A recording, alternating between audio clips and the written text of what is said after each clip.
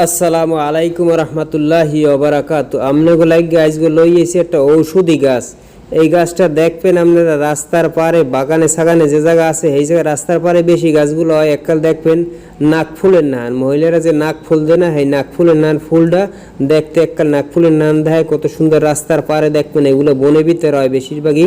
এই গাছটার যে উপকারিতা, যারা যারা জানেন উপকারিতা, তারা একটু কমেন্টে দয়া করে জানাই দেবেন কারা কারা উপকার পাইছেন। আর মুই তো কমু এই গাছটার উপকারিতা কি কি আছে।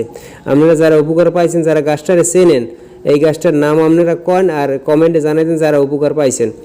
এই গাছটার উপকারিতা হইছে, যাগো দাঁতে ব্যথা আছে, দাঁত পোহে খাইছে, দাঁত ফুল লড়ে, কালসে ফুল লড়ে আর কি, কাঞ্চে ফুল লড়ে, দাঁতের কারণে দাঁত চাবাইতে পারে না, ঠান্ডা পানি খাইতে পারে না, পোহে ধরছে, হেগুলাই এই ঔষধটা। এই গাছটার ওই যে ফুলটা দেখেন, এই ফুলটা চাবাই আপনি দাঁতের গোড়ায় হান্দাই থইবেন, দাঁতের গোড়ায় লাগাই থইবেন, দেখবেন আপনি 2-3 মিনিট পরের ভিতরে একটা ব্যথা ভালো হয়ে গেছে। এত সুন্দর একটা ঔষধি গাছ, বাগানে সাগানে যারা জানে ঔষধি গাছের ব্যাপারে, হেরাই এর রেজাল্ট ভালো পায়।